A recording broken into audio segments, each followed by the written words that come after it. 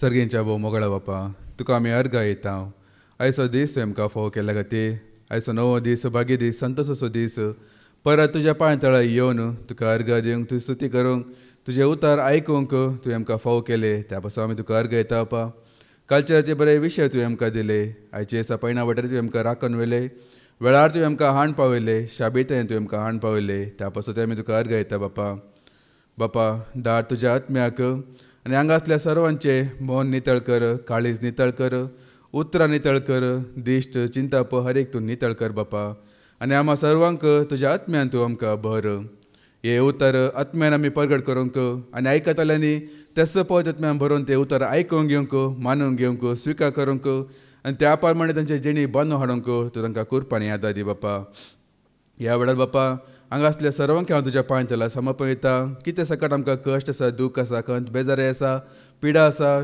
या दुस्मानकायेची इजा आसा रीण आसा कितें ते संवसाराची खंत आसा जाल्यार हर एक तुज्या पांयतला समर्पण येता ते हर एक तुज्या पुता जेजू क्रिस्ताच्या नांवान तूं पयस कर बापा नपयस कर बापा हर एक तुज्या उतरा वरी तूं नवें कर बापा धैर्यान तूं आमकां बर बापा आनी तुवें पाठयल्ल्या देवतांक ह्या हॉलाच्या मुखल्या फाटल्यान उज्या दाव्याक तूं धाड बापा आनी सहतरेच्या खोट्या सक्त्यांतले तूं आमकां निवार बापा म्हज्या तोंडांत तुजे उतरां तूं घाल मोलाची उतरां तूं घाल व्यर्थ उतरां उलोवंक तूं म्हाका दिनाका आनी धैर्यान उतर हांवें प्रगट करूंक आयकताल्यांचे काळजां मनां तुज्याची ओडूंक तूं म्हाका कृपा आदर बळगटे सकत तूं म्हाका दी बापा हे सर मागण्या भेटयता तुज्या एकल्याच पुता जेजू क्रिस्ताच्या नांवान आमेन आमेन आमेन सकाळी आमी एक गीत आमी गायले तेच गीत आमी परत एक फुडें सांगया की सौम्याक दिन वासुयांतो बोरो सौम्याक दिन वासुयांतो बोरो सौम्याक दिन वासुयांतो बोरो मोगा परिमिता सोकरो दिन वास्तलो सौम्या सर्वै काळी वाकणतलो महिमा सकाळी नातो सर्वांनी या संसारी रायामास वानियो सदंकाळी सौम्याक दिन वासुया तो बोरो सौम्याक दिन वासुया तो बोरो सौम्याक दिन वासुया तो बोरो मोगा परिमिता सोखरो प्रेज द लॉर्ड कशी आसा सकडी अशेंच देवाक दिन वाचून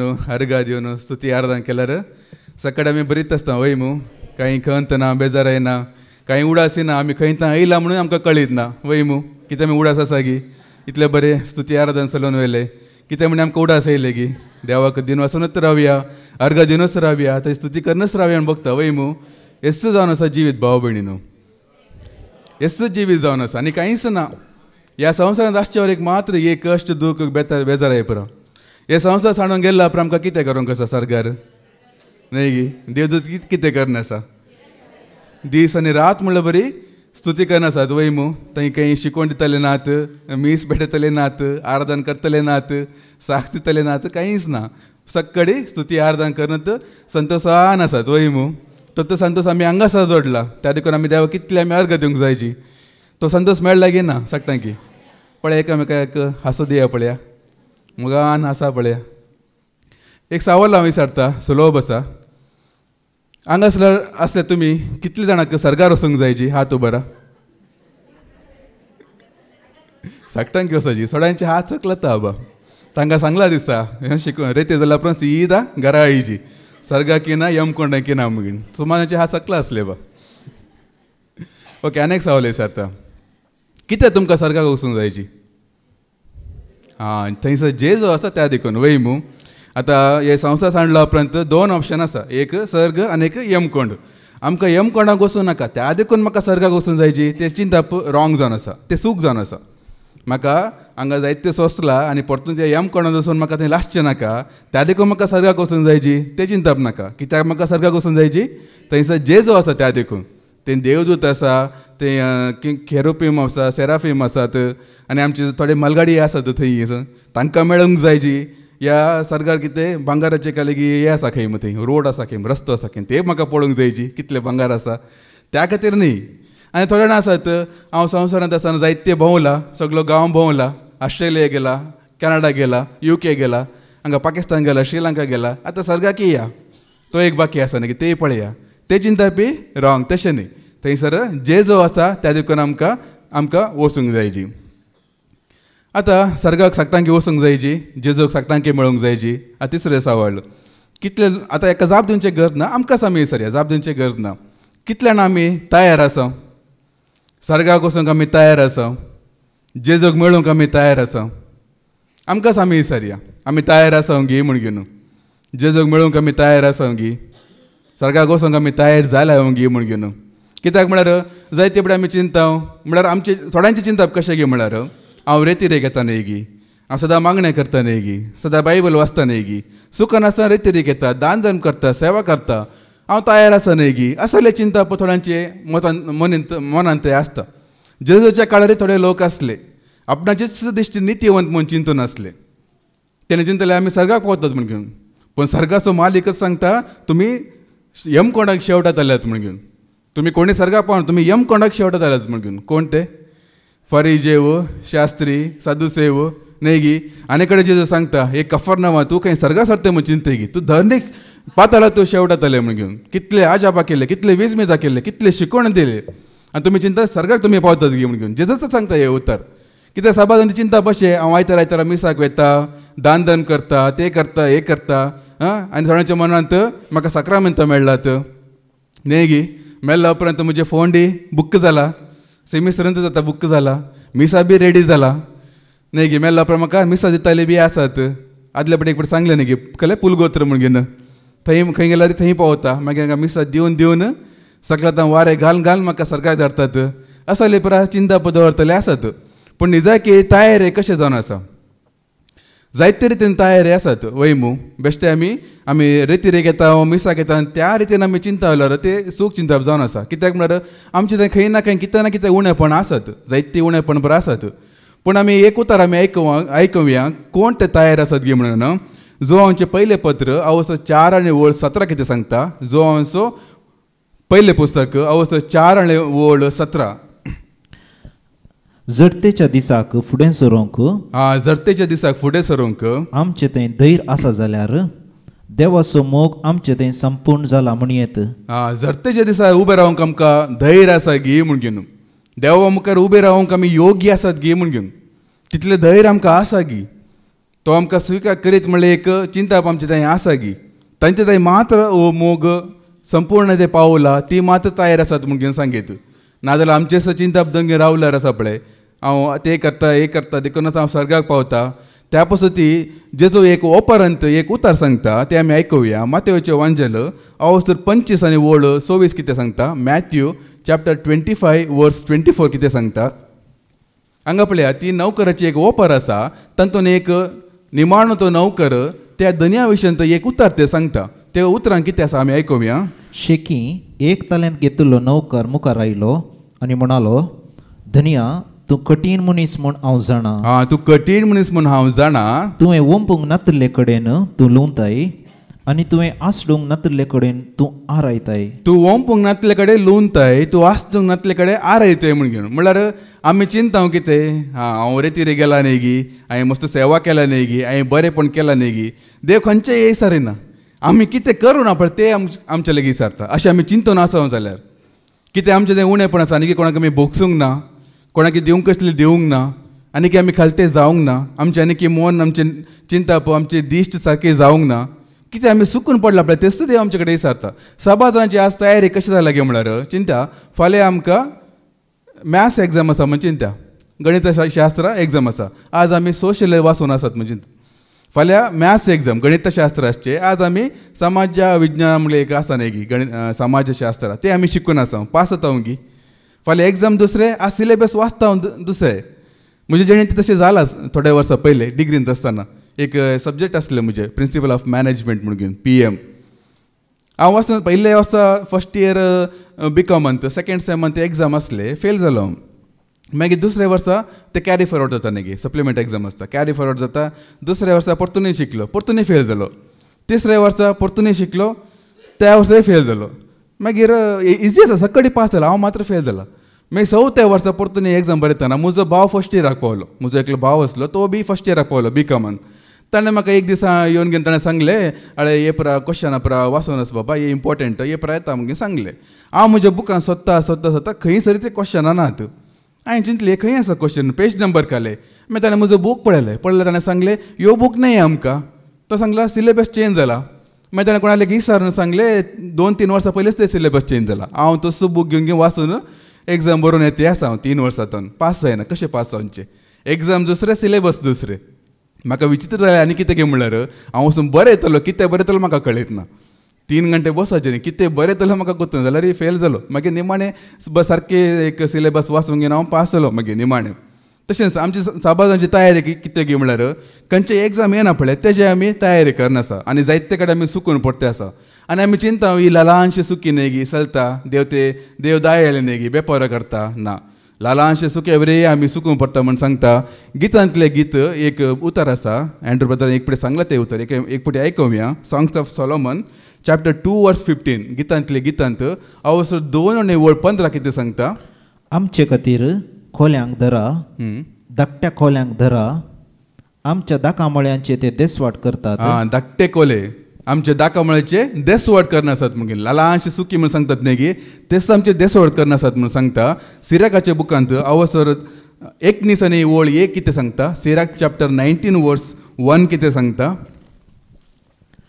अशें करता तो मनीस ग्रेस्त जावचो ना ल्हान वस्तूंचो तिरस्कार करता तो ल्हान वस्तूंचो तिरस्कार करता तो इल्लोसो पडता इल्लोसो पडता सैतान आमकां एकूच पाटी व्हडल्या पातकां वरवीं तो आमकां नासाक घालना ल्हानशी पातकां ल्हानशे फोट ल्हानशे अन्याय ल्हानशे प्रद्वार दोळ्याचे दिश्टींतान सुरू जावचे दोळ्याचे दिश्टींतावन ल्हानशे चुके वरवीं तो सीदा येवन घेवन व्हडल्या पातकान तो घालिना आतां तुमी चिंतून पळय ल्हानशे चुकी केला कितें जालें गे म्हण घेवन आतां एक फावटी चिंतून पळया आदाम आनी एक पातक केलें वैमू कसले पातक केलें आडवरले फळ ताणें खालें वैमू ताणें मर्डर केलें गी व्यभिचार केले गी मूर्ती पुजा केली गी आज जावची पातकां बरी ताणें पातकां केले गी आमकां आमचे दृश्टीन तें कितें एक ल्हानशें पातक न्ही गी आडवरले फळ खाल्यार कितें व्हडलें जालें गे म्हण घेवन पूण ना कित्याक आदामाक तें पातक व्हड जालें कित्याक म्हळ्यार ताका जायते देणे आनी देवान भरले महिमे बरीत कूर्त थंय आसले देवाचे संपूर्ण सारके स्वभाव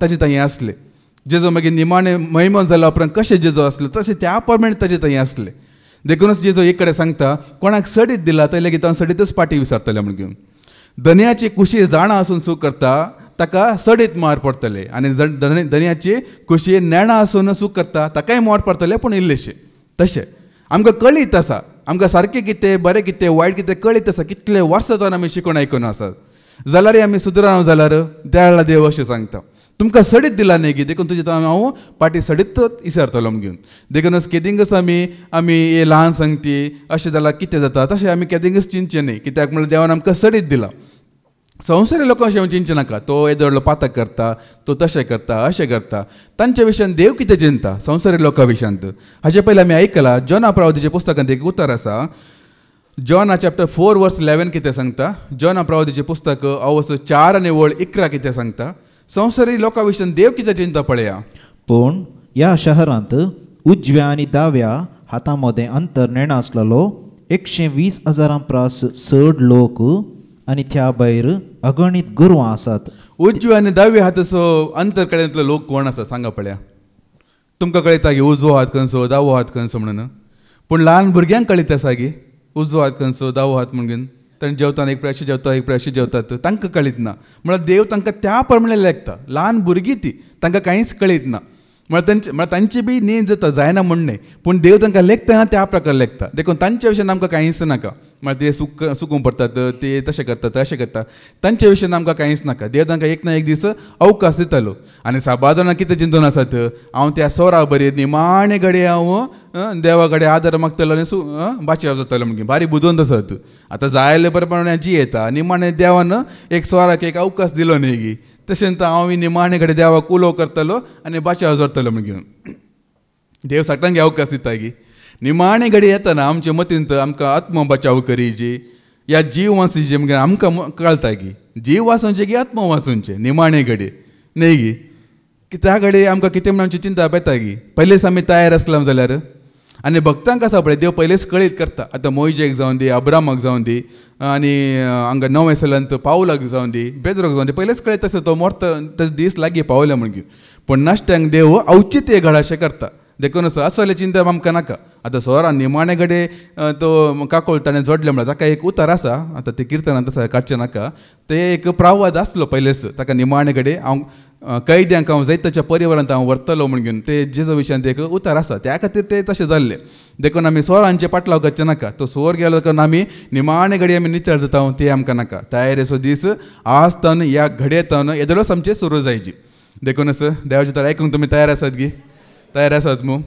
आज जेजो आमकां सत्राय दिता कोणाक सत्राय आमकां कोण जेजो थंय एकवटला तांकां मात्र कोणाकय न्ही जेजो 7 पवित्र सभांक सत्राय दिता आमच्या उगडापणाच्या पुस्तकांत हें आसा ते आमी आतां गुणायनीले नियाळ करया 7 पवित्र सभा आसात म्हणजे आतां 7 म्हणून 7 धरचे नाका की त्या पवित्र पुस्तकांत ते एक 7 कितें आसले आनी तांकां देव पयले देव जेजोक ते उगडापण करता आनी जेजो ताच्या सेवकाक धाडन ते कितें सत्राय म्हण घेवन ते आमी आयकव्या कित्याक म्हण आमचे बी एक पवित्र सभा वय मू आमी बी पवित्र सभा म्हळ्यार कितें पयले फुडें जायते फुडें आमी आयकलां वय मू पवित्र सभा म्हळ्यार कितें वय 1 कोरिंथियन चॅप्टर 1 वर्स 1 कितें सांगता पयले पवित्र सभा कितें म्हण घेवन परतेन आमी आयकव्या देवाचे कुशे प्रमाणे जेजू क्रिस्ताचो दमदूत जावंक आपयला त्या पावलान आनी आमच्या भावा सोस्तेनिसान कोरिंतांत असलेले देवाचे पवित्र सभेक आता आमी अशें सांगया पुनरुत्थानांत असलेले देवाच्या पवित्र सभेक म्हणजे जेजू सवय पवित्र जाल्ल्यांक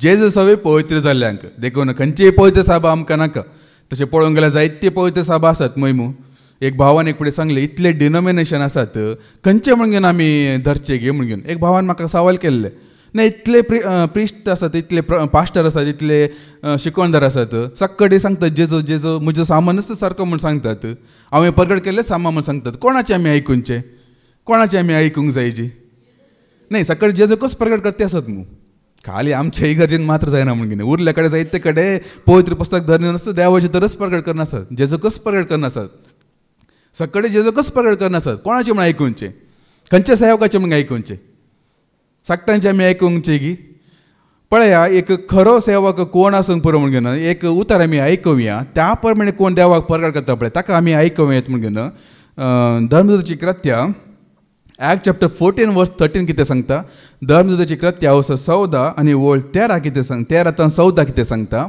आनी शहर असमकार असलेल्या जेऊस देवाच्या देवाळान पुजा करतलो तो याजक सयत फुलांचे हार घालून नेटयलेले पाडे घेवन दारवाट्या सरशी आयलो तो आनी लोक सांगता मेळोन दमदूतांक यज्ञ पेटोवच्यार आसले पळया थंय एक आजाप जाला एक थोंटो मनीस चलोवंक लागला देखूनच एक कितें जाता तो कोण जेव वसगी आनी काले देवाचें नांव दिवंगी देव मनशा रुपार आयलो म्हण घेवन तो याजकच ताका होम बली भेटोवंक यज्ञ भेटोवंक मुखार सरता त्या कितें जाता मुखार पूण बार्नबासान आनी पावलान ही खबर आयकून आपली आंग वस्त्रां पिंजली आपली आंग वस्त्रां पिंजली आनी लोकांच्या जम्या मध्ये प्रवेशून ते बोब घालीत धांवले आनी म्हणाले इश्टानो तुमी कितें म्हूण अशें करूंक फुडें सरल्यात पळय लोकांचे दम येता ते धांवून गेले थंयतान देवाक मेळची महिमा आपणाक मेळता म्हण कळ्ळेच जागो खाली केले ताका आमी सांगीत एक खरो सेवक म्हण घेवन कोण पळय देवाची महिमा आपूण घेना पळया तो ताचे आमी आयकूंक म्हजे म्हळ्यार म्हजी चिंता म्हणणे एक एक एक सारकी एक म्हण चिंता म्हण सांगीत आमी कोण देवाक मात्र महिमा दिता कोण देवाक मात्र उंच भरता आपली सभा न्ही आपणाची जाणवाई न्ही आपणाची देणी न्ही आपणा विशयांत बडाय उलोवचें न्ही कोण जेजो विशयान बडाय करता जेजो कोण सोबारता आनी केन्ना देवाक मेळची महिमा आपणाक मेळतना ह्या प्रमाणे तो थंयतान धांवून वेता तो एक खरो सेवक म्हण घेवन सांगीत आनी खंयचो तो सेवकय जावन दी आमी निमाणे पावूंक जाय खंयसर पात्रांव जायते पडे सांगला न्ही की एक सेवक आसा एक संस्थे आसा एक पवित्र पुस्तक आसा आनी जेजो आसा ह्या मारिफत तुमी पावोवची जेजूच्या पांयां तेळा न्ही सेवकाच्या हातान न्ही पवित्र पुस्तकाच्या हातान न्ही आनी खंयच्या सभेच्या हातान निमाणे पावूंक जाय जेजू सरची जर तर तुमी जेजूच्या पांयां तेळा पावला जाल्यार तुमी हांगा सारक्या जाग्यार आसात ना तुम्ही हांगासर येवनी सेवकाची जालात या आताची जालात हाची जालात तर तुम्ही सारके वाठार ना म्हणून जाले. सगळे भावान सांगले न्ही की तुमचे थंय शांती आसा जाल्यार मात्र या बेश्टे येवन कित्याक वेळ पाड करचे. तुमचो उद्देश सारके आसा की सुरू ते सवाल विचारले सर्गाक वचूंक जायचे वय कित्याक वचूंक जायची. जेजूक मेळचे खातीरच वचूंक जाय की या बेश्टे सक्कडे भितर देखून आमकां वचूंक जायची ना. सारको उद्देश सारके आसूंक जायची. आमी सारके जाग्यार पावला जाल्यार ही सभा तुमकां सारकी म्हूण सांगेन. देखून कोण जेजू थंय पवित्र जाल्यात कोण जेजूच्या एकवटान रावन पवित्र जाल्यात तांकां आज सत्र दिता. कोण सत्र दिता आमी आयकोवया पयले उगडापणाचें पुस्तक 1 कितें सांगता. रेवलेशन चॅप्टर 1:1 कितें सांगता. जेजू क्रिस्ताक देवान केल्ल्या उगडापणाची वर्दी ही कितें बेगीनच घडोवंक आसा तें आपल्या सेवकांक दाखोवन दिवचे खातीर देवान ताका हें उगडापण दिल्लें. जेजू क्रिस्ताक कोणा उगडापण केल्लें. बापान देवातान हे उगडापण जेजूक मेळ्ळें आनी जेजू आपल्या सेवकाक म्हळ्यार एक देवताक धाडटा आनी कितें मुखार वाचलें.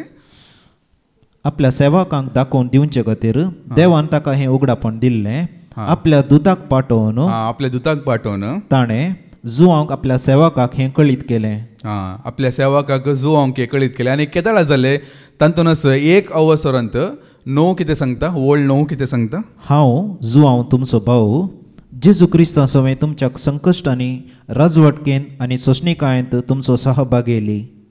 देवाचो संदेश हांवें परगट केलो आनी जेजूक हांवें साक्ष दिली देखून पातमोस नांवाच्या द्वीपाक पावलो. जेजूक हांवें साक्ष दिले देखून ताका जुआंक एक पातमोस म्हणल्यार एक द्वीपाक तडी पार केल्लो. ताका निमाणें म्हळ्यार तो म्हातारो जाला सुमार 900 वर्सां उतराला. त्या वेळार ताका एकल्याक तडी पार करले. खंयचे एक पातमोस म्हणल्यार एक द्वीपांत थंयसर ताका देवाचें उगडापण जाता. थंय गेल्ल्या वेळार थंयसर तो कित्याक तो थंयसर एकसुरो आसता वय लोकां जमे कांय ना थंय म्हळ्यार द्वीप म्हळ्यार समजता न्ही कोणी मनशाचे कोणी एक साव आसत ना मनशाचे साडळ ना. आमी चिंता न्ही की हांव एकसुरी म्हण घेवन पळया एक वर्ते एक भाग म्हण चिंता थोड्यांकी. कित्याक म्हळ्यार देव केन्नाय आसा पळया मनशा जम्या मदें आसतना उलयना. केन्ना तुमी एकसुरो रावंक एकांत रावंक ताका आयकूंक तयार आसा देव खंडीत उलयता. पळया जुआंक पळया पातमोस म्हळ्यार द्वीपान ताका उगडापण जाल्लें. हाचे पयलीं आमी आयकलां स्नानीक जुआंक खंयसर आसलो तो अरण्यांत वय शारांत आसलो की सैरदारा मदीं आसलो की या फंक्शनांत आसलो की थंयसर आमकां देव उलयना भाव भयणीनो. जायते कडेन आमी चिंता आमी जाम्या मदें आसल्यार दोग या ते आवय आसूंक जायची. आतां ही बी एक जामात म्हूण सांगीत पूण ताका एक वेळ आसा. पूण एकांत रावन सुद्दां एक वेळ आसा. आतां हांगा पळया ताका पातमोस म्हणल्यार द्वीपांत गेलो मागीर स्नानीक जाता जुआंव अरण्यांत गेलो. मागीर पावलाक तुमी वळखता जाल्यार तुमी आयकला जाल्यार तो खंय आसलो. जायती पत्र ताणें खंय ताणें बरयल्लें बंदन आसतना वय ताका देवाक कळीत देवाचें एक योजन जावन आसलें. तो भायर आसलो जावंक पुरो सुवार्ता म्हणून सुवार्ते पाटलानच जालें आनी लोक ताका सुवार्ता प्रकट करून दिनातले देखून एक बंधन आसल्यार व्हड ना म्हणून तो बंधन राव आनी थंयसर ताका उगडापण जातलें. तो थंयसर ताका उगडापण जातलें आनी तो कोण तिमोथी गी या बार्नाबास की कोण सेवाक येतलो तेणी जे कितें पावल तो उसारता पळय देवान ताका दिल्लें उगडापण उसारता पळय ते पत्रांनी बरोवन घेवन जायते एका सभेक ताणें धाड दितले. तशें जातलें देखूनच आमी एकसुरो म्हणटना आमी चिंचे नाका म्हळ्यार ते एक शिराप म्हण तशें चिंचे नाका. एकसुरो म्हळ्यार एक आमकां एक देवान एक अवकाश आमकां दिला. एकांत रावून घेवन चड आनी चड आमी देवाक वळखून ताचे एकवटान रावून घेवन चड आमी उगडापण जोडचे खातीर. आनी थोड्यांक एकसुरे कित्याक तेणे लोकां मदें रावंक योग्य न्ही देखूनच. आतां जेलांत थोड्यान आसतात न्ही की तांकां जेलांत घालल्या उपरांत सांकळीन बांदून दवरतात कित्याक तांकां लोकां मदें धाडल्यार मागीर परतून पयलींचे बरी ते कितें प्रद्वार करचे गी या खून करचे गी तशें देखून. पूण साबार जाणांक तशें न्ही जाता इतलें आमी एकसुरो रावचें म्हण तशें न्ही एकांत देवा सांगता. जेजून कितें सांगलें मातेवाचें वांजेल अवस्था 6 आनी वळ कशें सांगलें आमी मागतना कशें मागास म्हण घेवन मातेवाचो वांजेल अवस्था 6 आनी वळ 6 कितें सांगता. पूण तूं मागतना तुज्या गुपीत कुडा भितर रीग धार दांप आनी थंय गुपीत आसा त्या तुज्या बापा लागीं माग. गुपीत अशें बापा लागीं तूं माग. दार दांप आनी गुपीत आसल्या बापा कडेन एकसुरो रावन घे माग. खाली मागचें म्हळ्यार तशें न्ही खाली आमी जायले सांगचें ताका बी आमी आयकूंक जायची. संभाशण म्हळ्यार 2 रितीन आसाची वय उलयतलो आसाची सांगतलो बी आयकची आयकतलो बी आसाची. खाली आमी एक कडेन मागते गेले मागीर आमकां कांय आमचे देवच उलयना जाल्यार देव उलोवच्या वेळार आमी म्हूण पाटे येयल्यार न्ही गी तशें आसूंक नाय. सारकें एक मागणें एकांत आसतना आमी बापा कडेन आमी संबंद दवरल्यार त्या वेळार आमकां जायते आमकां उगडापण जाता. जायते म्हळ्यार हांव जाल्यार जाता हांव कुटुंबान जियेवचोच मनीस, म्हाका एक कुटुंब आसा जाल्यार जाता तितलें हांव एकांत रावूंक न्हू, बापा संगे एकवटान रावून जेजूच्या एकवटान रावूंक घेवन हांव आयकूंक हांव तयार आसा. देखूनच म्हाका अशें देव म्हजे कडेन उलयता त्या देखूनच. ताका देखूनच आतां पाटी वयशा जुवांक पातमोस म्हळ्यार शारांत उगडापण जालें. मागीर मुखली वळ कितें म्हणटा, आनी आपणें देखलां तें त्या सगळ्याक हें देवाचें उतर म्हणून आनी जेजू क्रिस्त हाका साक्ष म्हणून जुवांव रुजवात दिता. हां मुखार 11 कितें सांगता, 11 वास. तो म्हणालो, तुका दिसता तें हें एक पुस्तकांत बरय आनी तें 7 पवित्र सभांक म्हणजे एफेजाक, स्मिर्नाक, पेर्गामाक, तियातिराक, सार्दिसाक, फिलाडेल्फियाक आनी लाओदिसियाक धाडन दी. म्हळ्यार एक 7 कितें पवित्र सभा, ही आसियांत असले 7 पवित्र सभा. आतां इतले पवित्र सभा घट्ट धरचे न्ही, पूण ह्या एक पवित्र सभा की जेजू थंय एकवटान रावला जाल्यार जेजू तांकां एक सत्र दिता आनी सत्र बापाचान येता. ती कसली सत्र म्हणून घेवन एक आमी आयकून वशया. आनी तांकां पयले 12वी वळ वास. कोणाचो ताळो म्हजे लागीं उलयता पळया म्हूण हांव फाटीं घुंवलो. तेन्ना म्हाका भांगाराच्यो 7 दिवटण्यो दिसल्यो. हां त्या दिवटण्या मदें मनशा पुता बरी आसलेलो एकलो म्हाका दिसलो. हां मुखार. तो पांयांगोळ दगलो न्हेसल्लो आनी ताच्या अर्ध्या बोवारी भांगाराचो पाटो बांदिल्लो. ताच्या माथ्याचे केस धवे लवे बरी आनी हिमावरी धवे आनी ताचे दोळे उज्याच्या खेंडा बरी परजळतले. म्हळ्यार जेजू हांगा महिमेवन जावन घेवन येयला. वैमू भांगाराचो पाटो आसा, मागीर आनी कितें माथ्याचे केस धवे, उज्जा बरी दोळे, उज्याचे केंडा बरी. पूण संवसारांत आसतना कसो आसलो आमी आयकलां न्ही गे. फिलिपिकारांक बरयलें पत्र, हांगा मागीर पाटी येया. फिलिपिकारांक बरयलें पत्र हांवसर 2:7-8 पर्यंत. Philippines chapter 2:7-8. बगार मनशा सारको जावन मनशा सारको जावन गुलामाचें रूप घेवन गुलामाचें रूप घेवन ताणें आपणाकच पूर्णपणी खाली केलो. मागीर मनशा रुपान तो दिश्टी पडलो आनी आपणाकच खालतो करून मरणा पर्यंत, कुर्साच्या मरणा पर्यंत तो विधेय जालो. संवसारांत आसतना जेजू गाडवाचेर येतलो. वैमू गुलामाचें रूप, सेवकाचें रूप. आतां जायते वन जाल्ल्या उपरांत तो आनीक एक गाडवारच बसून आसा गे. आतां तो घोड्यार बसून घेवन राजवड किसल येतलो. वैमू कितले एक महिमेवन जाला. आनी महिमेवन जाला पळयल्या जाल्ल्या जेजूक पळोवन कितें जाता मुखली 17 वास. ताका पळयतस हांव मेल्ल्या बरी जावन ताच्या पांयां तळा पडलो. पळय जेजूची महिमा पळोवंक जायनासतना जेजूचो मोगासो शीस जुवां वैमू मोगासो शीस ताच्या सांगातच 3-3.5 वर्सां भोंवलेलो. ताच्या हार्द्यार माते तेंकून घेवन जेजू कडेन उलयल्लो. जावंक पुरो एकच भशेन जाणी जेवल्ले, एक सांगाता बसतले. इतलो मोगान आसलो शीस जेची ती परजळ पळोवंक जायनासतना, ती महिमा पळोवंक जायनासतना मेल्ल्या बरी पडटा. पळया ताका सहित ती महिमा पळोवंक जायना. आज जायते लोक थोडे ना समजणे सांगतात न्ही की देव आसा जाल्यार कित्याक दिसना, देव आसा जाल्यार कित्याक दिसना, दोळ्याक कित्याक दिसना, कित्याक देव दिसल्यार आमी दिसना. देखूनच त्या परजळा मुखार रावंक आमी योग्य गी. तितले एक देवाचे दोळे सूर्यप्रकाश 10,000 वांटेने सर परजळेत. केवळ दोळ्या विशयान सांगला. एक सुर्या लागीं वचोंक आमकां जाय ती गी, भस्म जावन वचनात गी. तर देवाचो उजवाड कितले, ताजे परजळ कितले. आमी बेश्टे म्हण सांगता देवाक पळोवंक जायची. देवाक पळोवंक आमकां साध्य आसा गी. पळय देव जेजो केन्ना आपले महिमेवंत जावन घेवन जुवां मुखार येता. ताका पळोवनच तो मेल्ल्या बरी पडलो म्हणून घेवन सांगता. मागीर मुखार तवळ ताणें आपलो उजवो हात म्हजेर दवर म्हळें, भियेनाका, हांव अरम आनी हंत. हांवच तो जिवंत. एका काळार हांव मेल्लो, पूण आतां आनी सदांकाळ हांव जियेता. सदांकाळ हांव जियेता. आतां मुखले एक पवित्र सभाक कितें सांगता, अवस्थो 2:1 कितें सांगता. एफेसाच्या पवित्र सभेच्या पालक देवदूताक अशें बरय, आपल्या उजव्या हातांत 7 नेकेत्रां धरून भांगाराच्या 7 दिवटण्या मदें भोंवतलो अशें म्हणटा. तुजी खामा, तुजी वावंट आनी तुजी दीग सोंसणीकाय हांव जाणा. ह्या पवित्र सभेक सांगता, एफेसांतल्या पवित्र सभेक सांगता. आतां तांकां म्हूण मात न्ही, आमकां बी घेवया. जेजू सांगता तुमचे कामां हांव जाणा, तुमची वावंट हांव जाणा, तुजी सोंसणीकाय हांव जाणा. मुखार कोट्या मनशांक तूं सोसून वरिनाय. कोट्या मनशां सांगता तुजी सरावळ ना, तांकां तूं सोसून वरिनाय. तें म्हाका कळीत आसा.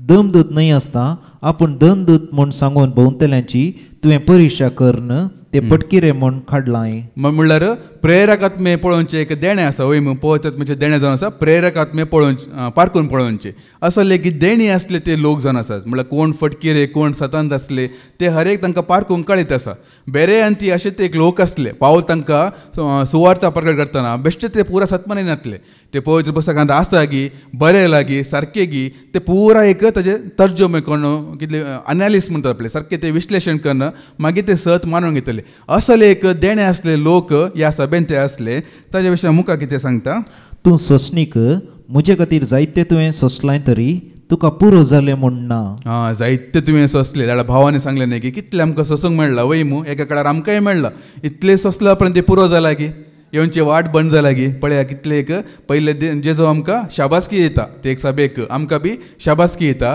पूण मुखार एक सूख बी दाखोवन दिता ते कसले सूख जावन आसा आमी आयकुया पूण हो एक अपराध हांव तुजे वयर मांडटां सुरवेर तावन तुजे थंय आसलो तो मोग तुवें आतां ओगडायलाय सुरवेर आसलो मोग तुवें ओगडायले आमी चिंता न्ही गी ल्हानशे विशय आमी इग्नोर करयत म्हणून सुरवेर आसलो मोग खंय आसा जेजो विचारता तुमकां सुरवेर आसलो मोग खंय आसा थंय पडे पळया एक बापूय आपल्या भुरग्याक व्हड जावच्या भुरग्याक पळोवंक सांगता पुता तूं ल्हान आसलें जाल्यारच बरें आसलें म्हणून तुमी सांगलें आसूंक पुरो न्ही तुमच्या भुरग्यांक दुवे तूं ल्हान आसलें जाल्यार बरें आसलें कित्याक तूं ल्हान आसतना म्हाका पोटलून धरतले म्हाका किस दितले म्हाका मोग करतले सगळे डाडा डाडा म्हण धांवन दितले म्हणजे सांगता इतलो वेळ उलयतले आज तुजे लेगीत वेळ ना बिझनेस या तुजें कारभार तुजें काम तुजी फॅमिली थोड्यांचे एक आवय बापायची दूख आसा आसूंक की पुरो वयमू आपणाची भुरगीं आमचे उलयना फोन करिनात फोन इतले एक मार्गेचे फोन दिला फोनच करिना कितें फायदो न्ही गी आवय बापायक एक दूख आसा गे ना तर आमच्या देवाक कितले दूख आसूंक पुरो तोय आमकां 6 जाणां सांगता तो ल्हानच असले कितले बरें आसले सुरू येतना तो मोग आसलो पूण आज तो मोग खंय गेला एक चॉकलेट दिला आसा ते आमी जेजोक अर्घ दिवन आमी खातले आज येते जे व्हडले पाता करता ते पांयातले येवंक आमकां आमी तयार ना एक ल्हानशें एक वस्त म्हणल्यार देवाक अर्घ दिवन आमी घेतले आज येत व्हडले अपराध केल्यार आमकां ताच्या पांयातले येवंक आमी तयार ना पयले केदार शुक्रार सांजार येता आमी राखून आसतले आज आमकां ते एक सदांचें जावन गेला न्ही गी पयले ब्रेकाक वचूंकूच आमकां नाकाले पाद्राक एक 15-20 मिनटां ब्रेक दिता ताका वचूंक नाकाले हांगात बसून ताका आनी कितें ध्यान करूंक जायची नियाळ करूंक जायची केदाळ एक फुडें एक शिकोवण सुरू जाता केदाळ एक फुडें पाद्रा बेता हांगा रेती सुरू करता आमी राखून आसतले आज पाद्रा भाऊ हांगा येवन घेवन भायर आसल्यार भितर धाडा म्हणून सांगचो एक परिस्थिती येयला वॉलंटियर्साक हर एक फुडें सांगिचें पडटा भायर आसल्यार भितर धाडा उर्बस ना मोगच ना सुरवेर असलो मोगच ना पयले कोण आसात कोण ना सगळी एग्जाम आसतले पूण कोणाक आमी मेळोवंक सयती वचनातले आमचे दिश्ट केवळ जेजूचे मात्र आसले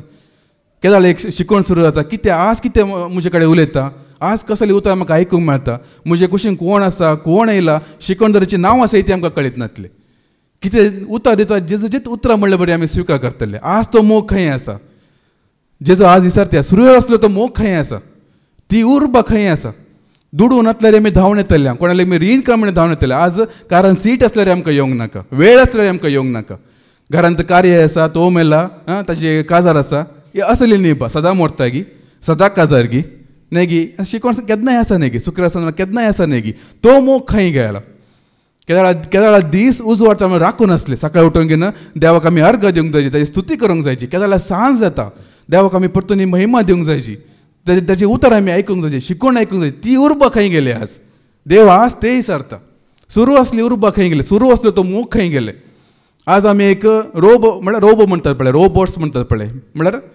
कळटा न्ही गी सदांचे जावन गेला येवचे वेचे बसचे वेचे तितलेच सुरवेर असलो मोग खंय गेला आज लोकांचो मोगच आमकां चड जावन गेला वय मू जेजूचो मोग उणें जाला आज ती इश्ट ही इश्टीन तूं येयला मात्र येता ती येयला मात्र येता कारण सीट आसा की हां तेळा मात्र येता पाटी आपूण हाडटे मू हां तेळा मात्र नाजाल्यार नाका आमकां सुरवेर असलो मोग खंय गेला गे सारता पयल्या ल्हान विशयाक म्हज्या पांय तेळा धांवन येतले आज तुजो तो मोग खंय गेला येत्तो अपराध जावन आसा न्ही गी आमी तयार आसा म्हणून चिंतात गी आज हे बी एक अपराध म्हण सांगता कित्याक अपराध देवाचो मोग उणें जाला गी चिंता देवान मोग कसो उणें जाला गी ताजो मोग उणें जाता गी काल आज सदां काळ तस्सो न्ही गी वेळापण एक उतर आसा न्ही गी ताजो मोग हर एक दीस नवे म्हूण सांगता ताजो मोग उणें जाता गी अपरमीत मोग आवयचो मोग पर्यंत लजेगाचो मोग ताजो आमचो मोग खंय गेला आज हे सत्य आसा देव तुमचो मोग खंय गेला सुरू आसलो तो मोग खंय गेला हे अपराध म्हणटा आसा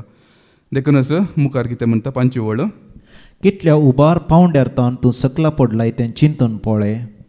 पाताक रडून जिणी बदल आनी सुरवेले उर्बेस्त जिणयेक पाटये. हां सुरवेला उर्बेस जिणेक पाटी आहे म्हूण सांगता. मुखार. तुजी जिणी तूं बदली नाय जाल्यार हांव येतलो आनी तुजी दिवटोणी तिच्या जाग्या वयली काड सोडटलो. तरी पूण तुजे विशांत बरें उलोवंक एक संगत आसा. निकोलाई तांची कामां तुका मानवानात, म्हजे बरीच तुंय ती कांटाळताय. पळय सुरवेसलो मोग आज तुम्ही सांडला जाल्यार परते नांव कसं येता. सुरवेल्ले ते उर्बेस जिणेक पाटी आहे म्हणून सांगता. तूं पाटी येता जाल्यार हांव स्विकार करूंक तयार आसा म्हणून सांगता. तूं पाटी येवंक तयार आसा जाल्यार हांव स्विकार करूंक तयार आसा म्हणून सांगता.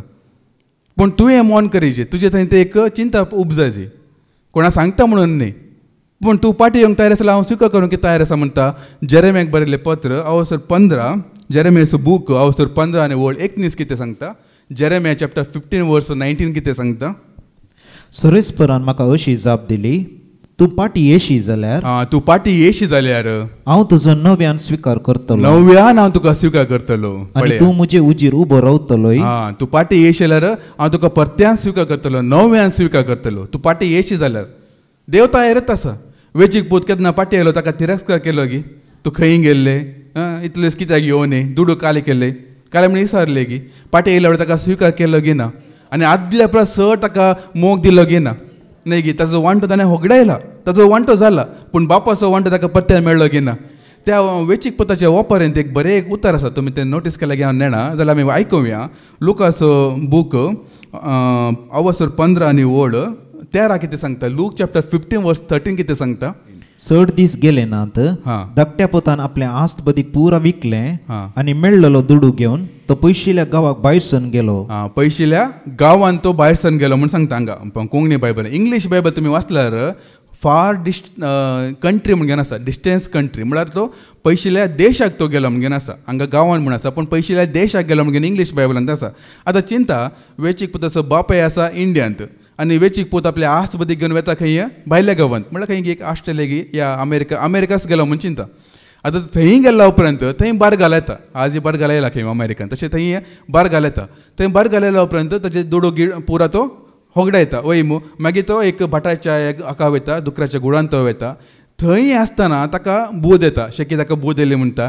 त्या वेळार तो एक आलोचन करता, आतां हांव बापाच्या घरा पाटी वता म्हणून.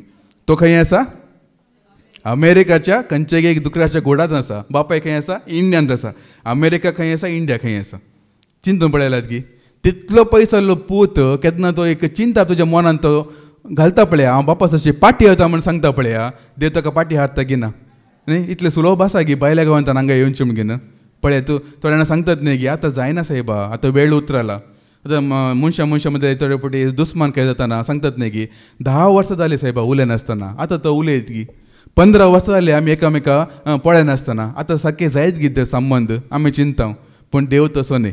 तूं कितलोय पयस वच, कितलेय तूं होगडाय, कितलेय तूं पुरा विबाट कर, तूं परत्यान नव्यान स्विकार करूंक तो तयार आसा. तूं कितलेय तूं पयस राव, तूं पाटी येता म्हूण चिंतल्यार पुरो तो पाटी तो हाडटा. आनी पयल्याच्या प्रास चड महिमा तो दितालो. कुरपेच्या शिंयासणान चित्त तो हाण पावयतलो. आतां चिंता जाल्यार हांव ड्राय जाला, म्हजें थंय कांयच ना, मागणें करूंक म्हाका कळीत ना, आतां म्हाका कांय उगडापण जायना, पुरो हांव सलवाला म्हूण चिंतल्यार कांय चिंता करची गरज ना. तो पाटी हाडूंक तो शकता. दुसऱ्या दिसच तो परतून ती एक उर्बा आनी तान उपजाशें करूंक तो शकता. तितलो बरो देव तो आमचो जावन आसा. पूण आमी एक पटी मोन करची गरज मात्र न्ही. थंयसर आमी आयकल्या निकोलाई तांचे कामां तुवें तुका माननात म्हणून. त्या विशयी एक पटी भावान सांगलें. निकोलाई ताची कामां म्हळ्यार कितें, तो दीस हो दीस ती वेळ ती घडी, जेजो ह्या दिसा जल्मलो त्या दिसा मेल्लो, अशें आशिल्लें पुरा. म्हळ्यार संवसार रितीन आचरण करचें, संप्रदाय बड्डे गिड्डे पुरा खंय ताना येयलात.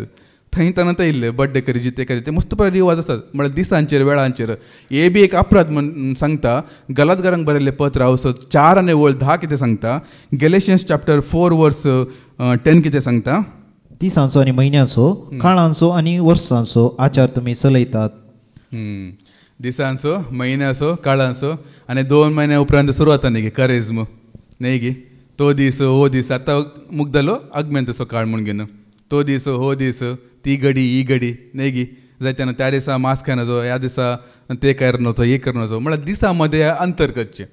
ते बी म्हळ्यार इतले तुमकां कळीत जाल्या उपरांत आनी कितें तुमी कशें ते दिसांचो म्हयन्याचो ताचो दीस हो दीस मुगेन तुमी आचरण करचें न्ही गी.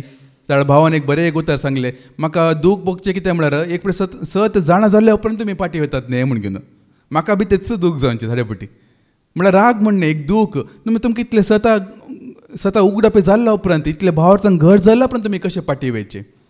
आतां कोण संवसारीक लोकां विशयी त्या वेळार आमी सांगलें न्ही उजवो आनी दावे हाताचो अंतर नेणा आसलो तो लोक करता करून तांकां आमी टिका करचीच नाका, तांची टिका करचीच नाका. तो केदाले काले करून दी, करजमी करून दी, कितें करून दी, तांकां सदांची वळख ना म्हण जालें. पूण वळख आसल्यांक न्ही, वळख आसलें परत्यान पाटी गेल्यार भावार्थान धंडळल्यार अस्का जाल्यार न्ही गी. आतां हांव जाल्यार पळया, हांव कुटाम सैरी दैरी वाडो फिरगज म्हजे मोगाचे म्हळ्यार सगळ्यांक सांडून सांगासर येयल्लो हांव. सगळ्यांक एक बरो एक दीस आसता रेस्पेराचो दीस, मस्त मोगाचो दीस. म्हजो रेस्पेर जावना, हांगासर रेस्पेर जाल्लें म्हजें. आनी ह्या रेस्पेरा खातीर आजुरीके लोक म्हजे कडेन उलयनात. इतले परत त्या करून आमी येयल्या उपरांत भावार्थान तसलो आस करतना कितें भोगता म्हाका ते वेळांचो परत्या वच. तरी पूण तुजे विशयांत बरें उलोवंक एक संगत आसा. निकोलायन ताची कामां तुका मानवनान म्हजे बरीच तुवें ती कांटाळताय. पूण अस्कत लोक करता तें करून न्ही भावणे, आमकां तें नाका म्हण सांगचें. मुखली वळ कितें सांगता, पवित्र आत्मा पवित्र सभांक सांगता तें आयकूंक मन आसा तो आयकूं. जैते वंजतल्याक देवाच्या वैकुटांत असलेल्या जिविताच्या रुखाचें फळ खावचें हक्क हांव दितलो. आतां कोण उलयता आसा, पवित्र आत्मा सांगते आसा. जेवच्या एकवटांत असल्यांक पवित्र आत्मा उलोवचें, लोकांनी उलोवचें न्ही, शिकोवतना उलोवचें न्ही. कोण जेवच्या एकवटांत आसा तांकां मात्र ही शिकोण. कोणाकी न्ही, जायती सभा आसत, पूण कोण जेवच्या एकवटांत आसा तांकां पवित्र आत्मा उलयता आनी तांकां कसले भाग मेळटा म्हण सांगलें. निमाणे कितें वाचलें, जिविताच्या रुखाचे फळ खावचें हक्क हांव दितलो. एका काळार आमी होगडायल्ले वयमू. कोणा होगडायल्ले आमी आयकुया. जेनेसीस उत्पत्तीचो बूक अवसो 3 आनी 26 कितें सांगता. जेनेसीस चॅप्टर 3 वर्स 24. मनशाक असो देवान भायर घालो आनी जिविताच्या रुखा सरशीं कोणेय वसनाशें एदेनाच्या बागेचे उदेंतीक खेरुबिमांक आनी सोर कुशीनी घुंवतात आसली जळत्या उज्याची तलवार दवरली. आमी अशें सांगीत आमच्या आबान होगडायल्ले नातवान जोडले म्हणून सांगीत. आमचो आब आदांव पाताकन होगडायल्ले ताणें त्या काळार जिविताच्या रुखा मोळा येवंकच ना म्हण घेवन देवान थंयसर एक हे घाल्लें, कितें तें तलवार घाल्लें, एक उज्याचें एक पागर केल्लें. आतां सांगता जायते वन जाता जाल्यार तेच जिविताच्या रुखाच्या फळ तुमकां खावंक मेळटलें म्हणून. पळय कसले एक भाग म्हणून संतोष आसा गे ना. जायते वन जाया संतोष जाय जाल्यार ते रुखाचे फळ परतन तुमकां खावंक मेळटलें म्हणून सांगता. आतां ही एक पवित्र सभा जाला. आतां मुखली पवित्र सभा कितें सांगता आयकुया. स्मिर्नाचे पवित्र सभेच्या पालक देवदूताक अशें बरय, जो अरंभ आनी अंत एक पावटी मरून परत्यान जिवंत उठलेलो तो अशें म्हणटा. तुजे कश्ट दुख्ध म्हाका कळीत आसात, तुजी दुर्बळकाई हांव जाणा, तरी आनी एका वाटेन तूं ग्रेस्त. तुजे कश्ट दूख कोणाक कळीत ना जाल्यार परवा ना भाव भयणीनो, देवाक कळीत आसा गी ना, ताका हर एक कश्ट दूख कळीत आसा गी ना. निर्गमाचे बूक कितें सांगता अवसर 3 आनी 7 कितें सांगता. एक्सोडस चॅप्टर 3 वर्स 7 कितें सांगता. आनी सरेस्परान म्हळें, हांवें इजिप्तांत म्हज्या लोकांचें दळदीरपण पळयलां. सर्वेस्परान पळयता दळदीरपण. कोणें पळयना तरी परवा ना, कोणाकी कळीत ना तरी परवा. देवाक कळीत आसा न्ही कश्ट दूख. ताज्या मुखार आमचे ते कश्ट दूख आमी ओमतिल्यार पळोव, ताजे तान आमी ती कुरपा जोडल्यार पळोव. आनी कोणाक कळीत ना तरी परवा ना. तुजे कश्ट दूख म्हाका कळीत आसा. तूं दुर्बळ जाल्यार परवा ना, आनी कडेन तूं ग्रेस्त म्हूण सांगता पळया. तूं संवसारीक दुर्बळ न्ही गी, परवा ना, तूं आनी कडेन तूं ग्रेस्त. कशें तूं ग्रेस्त जाणवेन ग्रेस्त जालें गी ना, समजून ग्रेस्त जालें गी ना, शांती मेळ्ळा गी ना, समाधान मेळ्ळा गी ना, सर्गींची जायती ग्रेस काय आसा ते तुमकां मेळ्ळा गी ना. हातून ग्रेस जावंक सोदा.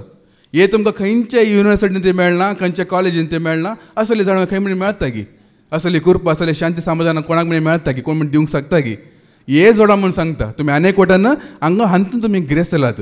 कश्ट आसा, दुर्बळकाय आसा, पूण अनेक वटान तुमकां हांवें ग्रेस केला म्हूण सांगता. मुखार जुदेव न्हय आसता आपूण जुदेव म्हणून सांगतल्यान हांव तुका मेळिल्ले निश्कुचारी हांव जाणा. सैतानाच्या मेळ्ळेचे ते तुका कितें सकट सुसूंक मेळटलें म्हणल्या विशयांत तूं भियेनाका. तुमकां पारखून पळोवचे खातीर तुमच्या भितरल्या थोड्यांक सैतान बंदेन चेपचार आसा. हांगासर जेजो एक सत्र रिती आसा तुमकां पारकोवन पळोवचे खातीर सैतानान म्हजे कडेन एक अधिकार मागला म्हणून. हिस्स सत्र अशें पयले बी पेद्रो कितें जेजून दिल्ले वैमू पेद्रो तयार राव तुमकां साळचे बरी तुमकां कितें म्हणटा तुमकां पारकोवन पळोवचे खातीर सैतानान अधिकार मागून घेतला म्हणून. ही सत्राय. आतां कश्ट कित्याक दगद कित्याक आमकां अशें अक्म निंदा कित्याक म्हण आमी चिंता जाल्यार मुखार कितें आमकां राखून आसा. सैतान आनी कितें परत तो एक कितें म्हणटा शिंत्रो खेळना आसा. जॉबाचे कसले परत कश्ट येयले आमी वाचला वयमू आनी आमकां बी येवचे आसात. त्या देखून आतां ल्हानशे कश्ट वयर तो आमकां घट करना आसा तितलें आसा आनी कांय न्ही. तांतून आमी जैते जावचे खातीर एक कश्ट म्हणटना आमी धांवचे न्ही एक कित्याक कश्ट एक कित्याक खुरीस जायतेना त्या वेळार सभा खाली करचे तशें न्ही.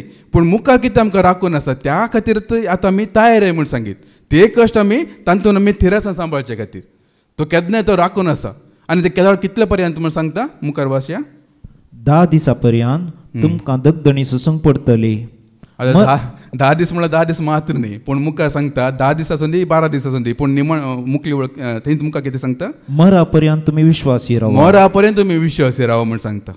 मरा पर्यंत तुमी विश्वासी रावा अखेर पर्यंत भावार्थन थीर रावा. हे उलो दिते आसा. कश्ट कितले दीस आसूं दी पूण अखेर पर्यंत भावार्थन थीर रावा अखेर पर्यंत विश्वासी रावा म्हूण सांगता. ही सत्रय स्मिर्नाक म्हणल्यार एक पवित्र सभेक जेजू दिवन आसा. आनी मुखार कितें सांगता आनी हांव तुमकां जैत तसो मुकुट म्हणजे जिवीत दितलो. जिवीत दितलो संपूर्ण जिवीत. जेजू सांगला हांव वयला तुमकां जिवीत दिवचे खातीर संपूर्ण मापान ते जिवीत दिवचे खातीर वयमू. आतां आमकां इल्लोसो मेळ्ळा आसूंक पुरो पूण संपूर्ण म्हणटा जिवीत आमकां राखून आसा. ते गीत आमी गायतात न्ही गी जिवीत दिलाय जेजू जिवीत दिलाय उदारपणा तुवें जिवीत दिलाय जिवीत दिलाय जेजू जिवीत दिलाय उदारपणान तुवें जिवीत दिलाय. आतां मुखली वळ कितें सांगता पवित्र सभांक सांगता तें आयकूंक मौन आसा तो आयकूं. जैतेवन जाल्ल्यांक दुसऱ्या मरणाची भिरांत ना. हर एका मनशाक 2 जल्म आसूंक जायची एक मरण आसूंक जायची. 2 जल्म एक मरण. एक जल्म 2 मरण आसूंक नजो कळटा मू. एक जल्म जावन आसा तिसरे जल्मा विशयी अँड्रू ब्रदरान सांगला ते सर्गेंच्या राजांत पुनर्जल्म तिसरो जल्म ते सासनाचे सासनाक. पूण तूं 2 जल्म ह्या संवसारांत आसतना एक आवयच्या गर्भांत आसतना जल्मांचे वयमू मागीर आनीक जल्म आसा पवित्र आत्म्याचे जल्म हे गरजेचे जावन आसा. पूण सभा पटी कितें जाता एक जल्म जोडतात मागीर एक पटी मोडटात वयमू कुडीन मोडटात आनीक जल्म ना मागीर अनेक मरण आसा म्हूण सांगता. ते आत्म्याचें मरण ते सासणेक ख्यास्त म्हूण सांगीत. ते मरण जोडला उपरांत मागीर परतून अवकाश ना देखून तांतून तो आमकां राखता म्हूण सांगता. दुसरे मरणाची भिरांत ना म्हूण सांगता. तांतूनच आमी आयकूं रेवलेशन चॅप्टर 20:6 कितें सांगता. उगडापणाचो बूक अवसर 20 आनी वळ 6 कितें सांगता. ह्या पयल्या जिवंतपणाक भागीदार जाल्ले ते सक्कड भागी आनी पवित्र सई दुसऱ्या मरणाक तांचेर अधिकार मेळ्ळो ना. दुसऱ्या मरणाक तांचेर अधिकार मेळ्ळो ना म्हूण सांगता. जैतेवन जाल्ल्यांक दुसऱ्या मरणाचे तांकां अधिकार मेळोना. तांणी पत्न कितें मरनात ताणें क्रिस्त सभे राजवट केसले म्हूण सांगता. आतां पाटी येवन मुखले पवित्र सभा कितें सांगता ते आमी आयकुया. पेर्गामाक संदेश. पेर्गामाचे पवित्र सभेच्या पालक देवदूताक अशें बरय पाजलेली 2 दरीची तलवार आसलेलो अशें म्हणटा. तूं खंय वस्तीकन आसाय तें हांव जाणा. सैतानाचें शियासण आसा थंय. सैतानाचें शियासण आसा थंयसर. पाद्रा जायते बरें सांगला न्ही की सैतानाचे जागे म्हूण घेवन. आतां संवसारांत जायते कडेन आसात सैतानाचे जागे आसात. सैतानाक वळखले दलाळी आसात. म्हळ्यार थोडे आमी अशें सांगीत देवाक वळखनातले लोक आसात. तांचे मदें गत तूं रावले पूण तांचे मदें गत रावन तूं कशें जिवन आसय तें गरजेचें. आमी खंयसर रावता पळय तें गरजेचें न्ही. आतां आमी थोड्या लोकांक जावंक पुरो खाली ही सभा सोडल्यार घर सोडल्यार सभा. आमकां भायले संवसाराच्यान चड आमकां जाणवय आसूंक पुरो पूण सडावळ ना आसूंक पुरो बरेंच. पूण थोडे लोक आसात तांकां आतां भायल्या लोकां सांग आतां मिंगल जावंक आसता तांचे सांग आतां काम करूंक आसा. तांच्या मदें आसतना तूं कशें आसता गी म्हणून तें गरजेचें. त्या सैतानाच्या मळाचे लोक तुमचे सांगता जी येतना तुमचे शेजारी आसूं की पुरो न्ही गी. आतां पुरा कडेन आमकां बरें आसा लेवटन सकडी देवाक वळखलेच एक बरे मनशाची एक हें आसा आदर आसा आमकां. बरे लोक म्हळ्यार हांगा येवचीच मनशां आसात म्हज्या लेवटान आमच्या लेवटान. पूण पुरा कडेन तशें आसता गी पुरा शेजारी तशेंच गी. सकाळीं उठल्या शिराप घालताल्यार उतरा झगडे करताले कशें आसूंक पुरो आमचें जिवीत. तांचे मदें गत रावून तूं कसो आसा गे म्हणून. म्हज्या ऑफिसान एक पटी जाल्लें घडीत हांव तुमकां सांगता. एक पटी अशेंच म्हजो एकलो म्हळ्यार म्हणजे सांगाता काम करतलो एकलो चेडो आसा, हिनवांचो तो, अरुण म्हणून तेजें नांव. तो म्हजे सांगाता इल्ले क्लोज आसा आनी तो म्हजे कडेन अशें नॉर्मली बरें करून तो उलयता. ताका आनी एकलो फ्रेंड आसा मायकल म्हणलो, तो फ्रेंड. ते दोगी जाणां पयलींच्या कंपनींत बरे फ्रेंड तांणी. तो क्रिस्तांवचो जाल्यार बरे करून फ्रेंड. एक पटी काय जालें, आमी अशें उबो रावन आसतना हांव आनी अरुण अशें उलोवन आसले. तर तो मायकल म्हणलो एकलो येयलो आनी येवन घेवन कालेगी एक पोस्ट डे कालेगी उलयलो, चेडो भशेन ती कालेगी तो उलयलो. ताका तो हांसलो. हांसून घेवन मागीर ते मायकलाक सांगलें, ए मायकल तूं तशें पळय उलयनाका, रिक्सानाक ते पसंद ना म्हणून सांगलें म्हजे लागीं म्हाका पळोवन घेवन. पूण म्हाका कळीत आसा हे दोगी जाणां बरे इश्ट आनी पयलेच्या कंपनीन ते बरे इश्ट आसले आनी ते दोगी जाण सांगता मेळटना उलोवचें केन्नाय पोस्ट देत चेडवा विशयन ताच्या विशयन नाका जाल्यार परत उलोवचें, गलीज परत उलोवचें. पूण म्हजे लागीं आसन तशें उलयनात. कित्याक म्हळ्यार तांकां हांवें ते अवकाश करून दिवना, तें हांवें सांगचें. तांचे मदें गात हांव आसतना तांचे बरें हांव उलोवंक वचना. तेणी पोस्ट जेवले हांव पोस्ट जेवले ना. ते कितें करतात म्हण हांव तशें करूंक वचना.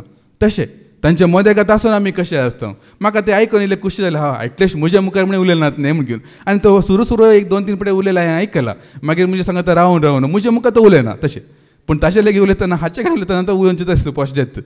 हाचे पयलीं एक कंपनींत हांव काम करनासलो, थंय तशेंत एकलो चेडो आसलो. म्हणजे 5-6 वर्सां ल्हान तोय तशेंत केन्नाय अशेंत बरें गलीज परत उलोवचें. पण एक दीस मात हें वापरून तो म्हाका सांगता तुजें सांगता बसून आसा पळय म्हाका तें पोस्ट उलोवचेंच म्हाका उडास गेलो म्हणटा तो. हांवें देवाकार गा म्हूण सांगलें. म्हळ्यार तांचे मदें आसतना आमी एक 6 जाण रावयत वय तो हेरां कडेन काले करून दी. पूण आमचे लागीं उलयतना केन्ना जाणां चेडवांक पळय ते रावचें न्ही, म्हाका सांगचें रिक्सान ते पळय हे पळय म्हूण सांगचें. हांवें ताका एक पटी विचारलें, तूं सगळे तूं चेडवांक पळयते मू फाल्यां तुंय काजा जाते, तुका एक दूख जल्मता, ताका 18-19 वर्सां जातना दुसरो एकलो येवन अशें खोट्या दिश्टीन पळय तुका कशें जाता गी विचारलें. ताणें सांगलें हांव तेजें सोंडच फुडयता म्हूण सांगलें. हांवें ताका सांगलें वय गी तर तेच्या चेडवाच्या बापायक हांव आपयता, तो तुजें सोंड फुटून दी गी विचारलें. तो काले साहेब अशें उलयता गी विचारता तशें पुरा. म्हळ्यार तांकां आसा मागीर आमी करचें न्ही. कित्याक म्हळ्यार त्या लोकां मदीं आमी जियेता जायते आमकां आसा भाव भयणी सांगूंक जायते विशय आसात. थंय पटी म्हळ्यार कितें आमकां आयकूंक मेळटा. तांचे मदें कितले पॉलिटिक्स जाता, द्वेश जाता, तांचे म्हणजे तंड जाता, तांचे कितें उलोवणें जाता. म्हाका एक ऑफिसान एकल्या चेड्यान सांगलें तूं कल मनीस सायबा म्हण घेवन तुका चेडवा पळयतना कांय फिलींग येना गी विचारतालो म्हाका. तूं दादलो न्ही गी अशें म्हाका सांगलें आसात. म्हाका विचारलें तुका काले तांकां पळोवन कांय एक अनुभव जायना गी, तूं काले सायबा तो उलोवंक की नाका, उलयतना तूं बसूंक की बस न्ही. ताका कशें सांगते जेजून आमकां स्त्रियांचेर खोट्या दिश्टीन पळयल्यार एक पाताक म्हणजे सांगलें ताका कांय कशें सांगचें न्ही गी. दिश्टीन सयती आमी खोट्या दिश्टीन जर तर आमी स्त्रियांचेर आमी पळयता जाल्यार ते पाताक म्हणजे तांकां हांवें कशें सांगचें. तांकां कळीत आसा गी जे एकवटान आसल्यांची थोड्यांचे दीश सारके ना, तांचे दीश सारके आसूंक साध्य आसा गी. आज अशें जावन गेलां. जे एकवटान आसल्यांची सारकी थोड्यांचे दीश सारके नातले उपरांत संवसारी लोकांचे दीश सारके आसता गी. तांकां कशें सांगचें. पूण तांच्या मदें गाज आसतना तुमी कशें जियेतात, कशें तुमी साक्ष जातात ते हांगासर सांगून आसा. देखून जर तर तुमी देवाच्या एकवटान आसले सांगता तुमी काम करनासत, वावर करनासत, तुमी भागी जावन आसात. निजाकी तुमी भागी जावन आसात. कित्याक आसले तुमकां मेळना. पूण ते बेंगलोरान कितें सकाळ जाता म्हाका सांगूंक नाका.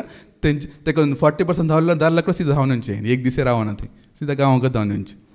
मुखार कितें सांगता अंतिफोस नांवाच्या न्ही 14थान ते 14थान तरी पूण थोड्यो संगती तुजे विरोध म्हाका सांगूंक आसात. बालामाची शिकोवण पाळटले थोडे जाण तुमचे मदें आसात. बालामाची शिकोवण पाळटले थोडे जाण तुमचे मदें आसात. आतां बालामाची शिकोवण म्हळ्यार कितें. आमी फादर जेरी खातीर कितले अर्घ दिले रे उणेस म्हाका भोगता. कित्याक म्हळ्यार असले विशयांत फादर जेरी मस्त स्ट्रिक्ट आसा हांवें पळयलां. कित्याक म्हळ्यार जायती सभान अशें जायना. पळया तुमी चेडवां मिनिस्कट हांगा घेवन बसा पळया फादर बसूंक सोडटा गी. मीस जाय जाल्यार पुरा तुमी धांवन म्हळ्यार थोड्यान धांवन गेल्ले आसत. असले फॅशन करून घेवन तुमी येयत गी. बॉयफ्रेंड गर्लफ्रेंड खांदर हात घालून घेवन हांगा बसयत गी. मोबायल तुमी वापरीत गी. उठून वचत गी जायला बरी. कितले हांगा एक शिस्त आसा गी ना. कितले एक बरे जाग्यार तुमी पावलात. हांवें केन्नाय सांगचें धरती का सर्ग काश्मीर म्हणचें न्ही. हांवें म्हाका धरती का सर्ग ये म्हणचें. म्हाका धरती का सर्ग ये जावन आसा काश्मीर न्ही. कित्याक म्हळ्यार इतले एक बरी मांडोळ आसा, इतली एक शिस्त आसा. पूण जायते साबन तशें ना. बालामाचें शिकोवण कितें गे म्हळ्यार बालामान कितें केलें. बालकाचें उतर आयकून कितें केलें. ताका इनामां मेळाचें म्हण घेवन ताका गिफ्ट मेळाचें म्हण घेवन ताणें कितें केलें देवाचे परजेक वायट आदारूंक ताणें नाडलें. वय मग तांतून मुखारत्व आसा तांतून आसा आपल्या कितें केलें म्हण घेवन इस्रायल परजेक पातकांत पडाशें तांचे वाटेर पास मंडी जाय म्हणून म्हणजे बोंब्याक बेटयलेलें मांस खावंक आनी व्याभिचार आदारूंक तांकां उत्तेजन दिजय म्हणून बालकाक शिकोवन दिल्लें बालमनस मोब स्त्री येता न्हू इस्रायलच्या दादल्यांक व्यभिचार करूंक ताणें एक काले म्हळ्यार शिंत्र खेळ्ळें ताणें एक आयडिया दिल्ली अशें म्हणून देव तांचे शिराप घालून दिले मागीर निमणे शिरापच पडटा पूण हे केल्लो उद्देश कितें ताका पयशे जायचे ताका दान जायची ताका इनामां जायची आनी येता हांव ताका सांग कुशी व्हरतलो जायते साबांनी असले शिस्त ना आतां कोणी एक बॉयफ्रेंड गर्लफ्रेंड सांगात बसून कितें करता जाल्यार पळोवन ओगे रावतात कित्याक जाणात की व्हडले दानां मेळटात त्या देखूनच तांणी काणेको दितात दान ते एक वांटो दिवंक पुरो या सपरेट डोनेशन दिवंक पुरो जायल्ले बरे वस्तू घालून घेवन येतात जायल्ले बरे उठून वतात जायल्ले करतात कोणी ती दितले ना बेश्टे नात बेश्टेला कितें येता साबा सोडून वतात आज पळय हांगा जाल्यार साबा उणी जाल्यार बेश्टे लेकत न्ही की साबा जाणां जावंक पुरो तांकां संवसार हांगा हाडूंक जायची आसली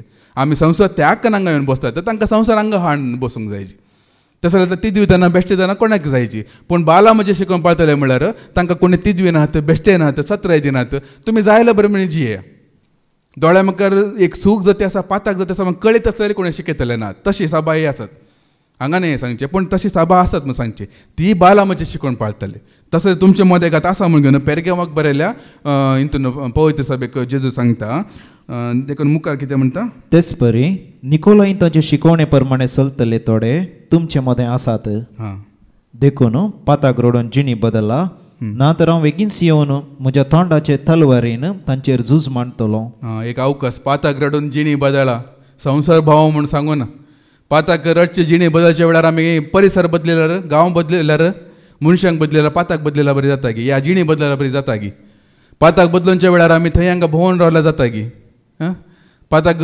रडूंक वेळ खंय आसा हांगासर वयमू हांगा आसा जी बदलाक आमी पाताक बदलीचे मागीर थंय हांगा भोंवून रावचें न्ही आनी खंय थोड्यांक चिंचे आसा आमी परिसर बदलया आतां कितें सडून जालें न्ही की थोडे दीस परिसर बदलया आमी थंय रावया हांगा रावया थोडे टायम पयस रावया पयस रावल्यार आमची जिणी बदलाता की परत्यान हांगा येवंक आसा की ना देखूनच पाताक रडा म्हणटना पाताक असं बदलूंक जिणी बदलूंक अवकाश दिवन आसा आनी मुखले वळ पवित्रात्मा पवित्र सभांक सांगता तें आयकूंक मन आसा तो आयकूं जैतेवंत गुपीत दवरलेलें मन्ना हांव दितलो हाचे शिवाय तांचे भितरल्या अर्येकल्याक एक धवो फातर हांव दितलो ह्या फातराचेर एक नवें नांव बरोवन आसतलें आनी तें फातर मेळ्ळेल्याक शिवाय एर कोणायकी कळीत आसचें ना हे आतां इनाम जैतेवंत जाल्ल्यांक देव बसयते आसा आतां मुखले पवित्र सभा कितें सांगते आसा तियातीरांतले पवित्र सभेच्या पालक देवदूताक अशें बरय उज्याच्या खेंडा बरे उजळतले धोळे आसलेलो एक नितळ केल्ले पितळे बरी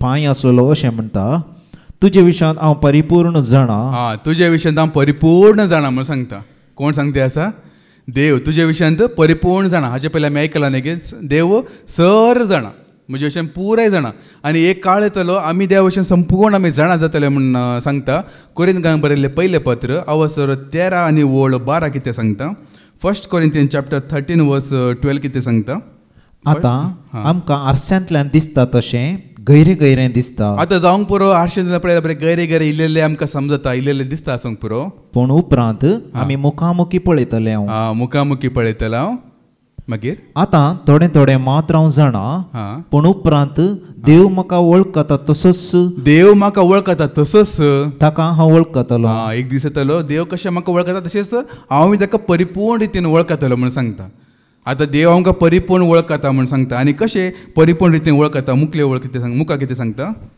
रेवलेशन चॅप्टर 2 19 मुखार तुजे विशयांत परिपूर्ण जाणा तुजो मोग भावार्थ सेवा आनी दीग सोसणीकाय हें सगळें म्हाका कळीत आसा तुका तुजो कितलो मोग आसा कितलो भावार्थ आसा कितली सेवा आसा कितली सोसणीकाय आसा हर एक हांव जाणा सेवा घातल्यान चिंचे नाका हांव इतली सेवा करता कोणी म्हाका गुड्ड म्हणनात व्हेरी गुड म्हणनात शाबासकी दिनात कोणी म्हाका कांय सांगिनात कांय गरज ना देवाक कळीत आसा इनाम तो दितालो गुटान केल्ले पळोवन देव इनाम दितालो म्हूण सांगला की ना प्रतिफळ दितालो म्हणून वय देखून आमची कितली सेवा आसूं दी कितलो भावार्थ आसूं दी तुजो भावार्थ सारको भावार्थ गी पोकळ भावार्थ गी खाली सांगतना मात्र भावार्थ भितरला पडलो जाल्यार न्ही गी तसो गी ते हर एक देव जाणा आमी कोणाक ताका सांगी जाका सांगी ताका कळेची म्हाका हाका कळेची तुजो थंय मोग आसा गी ना गी या बेश्टे आय लव यू जेजस बेश्टे सांगते गी तो सांगता म्हण तुवें सांगते गी निजा की तो मोग आसा गी त्या मोगा पासून कितें तूं सोसून रावंक तयार आसा की हर एक तो देव जाणा म्हूण सांगता मुखार आदले प्रास आतां खामांत तुजी उर्बा आनी मिनत चड म्हणून हांव जाणा त्या दाळा आमी कितें आयकल्लें सुरेर असलो मोग उणें जाला म्हणून. पूण ह्या सभेक कितें सांगता आदले प्रास तुजो मोग सडला, तुजे मिनात सडला, तुजो वावर सडला. हे जायजी देवाक. आदले प्रास तुमचो भावार्थ सडाची. काल असलो भावार्थ आज आसूंक नजो, आज आनीक सडाची. आदले प्रास मिनात आज तुमकां सडाची. आदले प्रास आसले वावंट आतां तुमी सडा, तुमचे तें दिसून येयची. हे देवाक जाय आसचे. आदले प्रास तुमी सड आनी सड उर्बेस्त जाल्ले पळोवंक जायची. हे देव तांकां एक शाबासकी दिती आसा. तुमचे थंय असले एक पळोवंक मेळटा म्हणून. रुताच्या बुकांत एक बरें एक उतर आसा तें आमी आयकुया. रूत चॅप्टर 3 वर्स 10 कितें सांगता. रुताचो बूक अवसर 3 आनी 10 कितें सांगता. रूत ताणें म्हळें, हां म्हजे दुवे सरेस्पर तुजेर आशिर्वाद घालूं. तुजें विश्वासीपण आतां पयलींच्या प्रास चड दिसून येता. हां पळया, तुजे विश्वासीपण पयलेचे प्रास आतां चड दिसून येता. हे आमकां देवान सांगिची, हर एकल्यांक सांगिची. जेजून आमकां असले उतरां सांगिची. तुजे विश्वासीपण पयलेचे प्रास चड आतां दिसून येता म्हणून. उणें जाल्ले न्ही, चड दिसून येता म्हणून. आतां रुताचो बूक जाला रे, ती एक घडीत वैमू. ताका बी आतां आदले चरित्रेक जाला रे, हर एकाक एक अर्थ आसा, बेश्टेच न्ही. आतां ते एक रुताचो एक बूक कसो गे म्हणल्यार आतां तो बोवाज आसा न्ही गे, तो एक जेजूची एक हे आसला बरी, म्हळ्यार जेजू सारकी आसला बरी. आनी रूत मोवाब इस्त्री ती, जुदेव न्ही. म्हळ्यार मोवाब इस्त्री म्हळ्यार कोण, हेर जातींचे वैमू अन्य धर्माचे. आमी कोण, आमी जुदेव गी, अब्रामाचे कुळेची गी, आमी हेर जातींचीच आसा. आमी मोवाब इस्त्री म्हणून सांगल्यार जाता आमकां.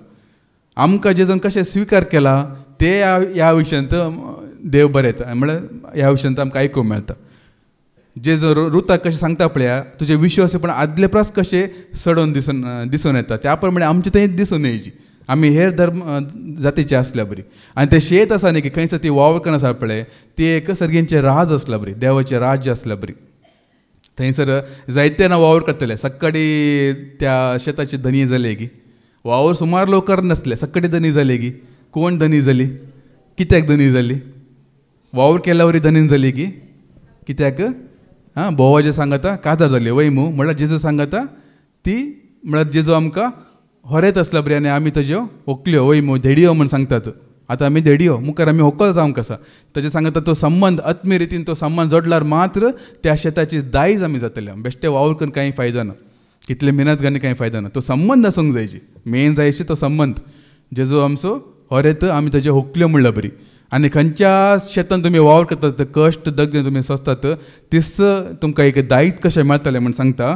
तेसलोनिकाक बरयल्लें दुसरें पत्र अवसर 1 आनी 5 कितें सांगता. 2 तेसलोनिका चॅप्टर 1 वर्स 5 कितें सांगता. तुमीच देवाचे यथार्थ नितीची एक रुजवात.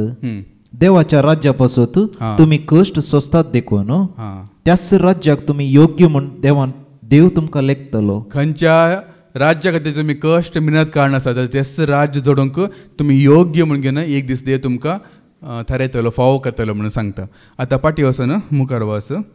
तरी पूण तुजे विरोध हें एक म्हाका सांगूंक आसा.